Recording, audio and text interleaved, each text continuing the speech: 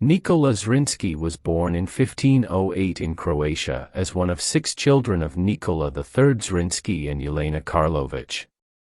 His birthplace is unknown, but it is generally considered to have been Zrin Castle. He was born in a wealthy noble family, which could have spelled a calm and peaceful boyhood, but his homeland was a war-torn region, under attacks from Ottoman or imperial forces, which transformed the young Nikola into a veteran soldier early on.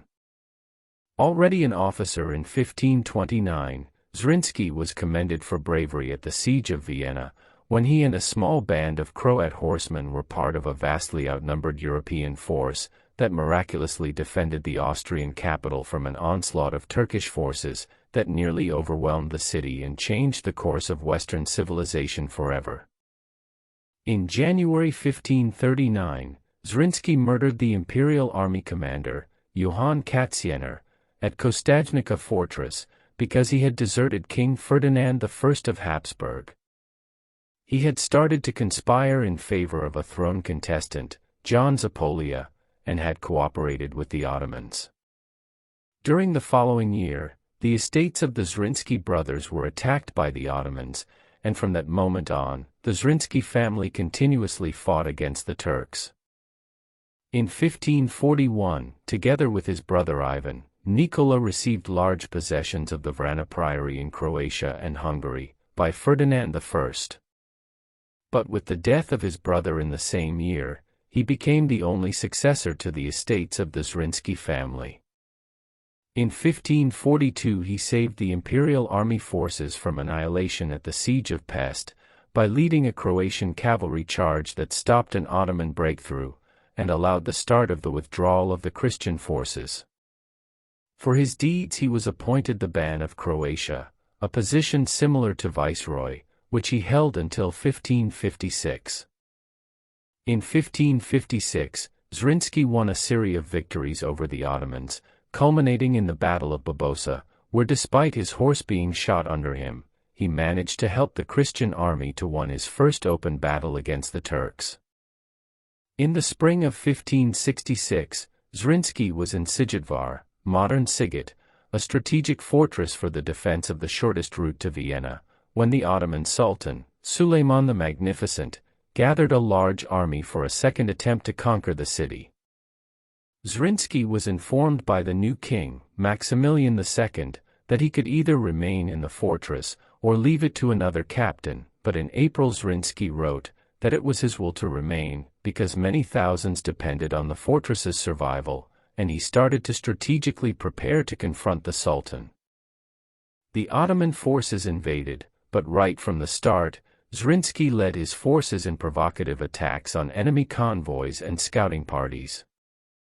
Suleiman didn't want to leave such a troublesome band behind his army, ready to disrupt his communication and supply lines, so, in early August of 1566, he diverted the huge army to destroy the Sziget fortress, laying siege to it. Inside, just 3,000 Croat and Hungarian defenders watched the approach of a Turkish force that may have exceeded 100,000 men in strength. As Suleiman gazed at the walls, a single shot rung out, a cannonball signifying the defenders' intentions to try and face an enemy force that outnumbered them by more than 30 to 1. The siege began on the 6th of August, when Suleiman ordered a general assault on the ramparts, but the attack was successfully repulsed.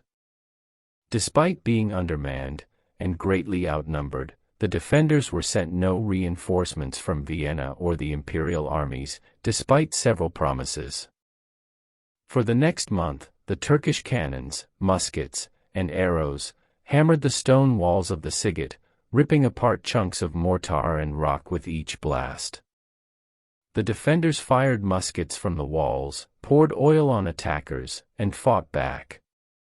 Day after day the Turks blasted cannon fire into the town, launching full-scale assaults under the cover of darkness, in a desperate attempt to overcome the castle moat, storm the walls, and overwhelm the defenders with their superior numbers. 11 times the Turks assaulted and 11 times they were hurled back from the walls, in increasingly desperate fights. Suleiman sent emissaries to Zrinski, to convince him to give up the fortress in exchange for lands and power in Croatia under Turkish rule. Nikola didn't even answer to the offer. Turkish fire had crippled the outer walls, so Zrinski ordered his exhausted, dwindling forces to retreat back within the inner walls of the keep. There were 2 baileys there that would be easily defensible, and there were rumors that a wave of disease was sweeping through the Turkish camp and killing many of the enemy. If only he could hold out a little longer, maybe the defenders would have a chance. The 12th Turkish assault was by far the most desperate yet. Rushing through the outer walls, the Turks hammered the inner walls, setting fire to the city and hurling fire bombs into the inner keep. Zrinski ran from post to post, yelling for his men to fight on, and any time that the enemy managed to break through and breach the walls, they were met by a determined phalanx of Croat and Hungarian warriors, fighting hard to throw back the attack. Through blood, smoke, gunfire, and flame, the battle raged for hours. When the smoke cleared, the citadel walls had held, but at a terrible cost. Of the 3,000 defenders of Sziget, only 600 remained. The city was out of food, almost out of bullets, and nearly every man still alive was wounded in some capacity. It was at this point that Nikola Zrinski decided he would not sit back and wait for the Turks to come to him. According to historical sources, Zrinski decided to be dressed in a hat and nice suit, rather than a helmet and armor, during his final charge, and chose to have his father's saber in hand. He even offered 100 gold coins, as a reward for the Ottoman soldier who would cut off his head. With a crash, Nikola Zrinski and the 600 survivors of the siege of Sziget threw open the doors of the keep and let loose a close-range blast from the only working cannon they had left in the city. The blast ripped through the front line of the enemy, and Nikola Zrinski and his men crashed headlong into a sea of enemy warriors. Fighting, slashing, and shooting in all directions, they fought heroically, every warrior just looking to do as much damage as possible before they perished. The attack was devastating, but it did not take long for the battle-hardened Turks to regroup. Zrinski took 2 musket balls to the chest, and an arrow across his head.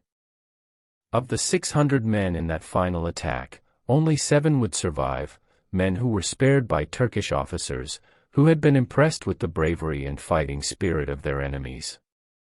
Before leading the final sortie of the castle garrison, Zrinski ordered a fuse to be lit in the powder magazine. After cutting down the last of the defenders, the besiegers poured into the fortress. The Ottoman army entered the remains of Sziget and fell into the trap. Thousands perished in the blast, when the castle's magazine exploded. But the bad news were not over for the Turkish forces, as they soon found out that their Sultan, Suleiman the Magnificent, had died a few days before, his death kept in secret by the vizier to keep troop morale.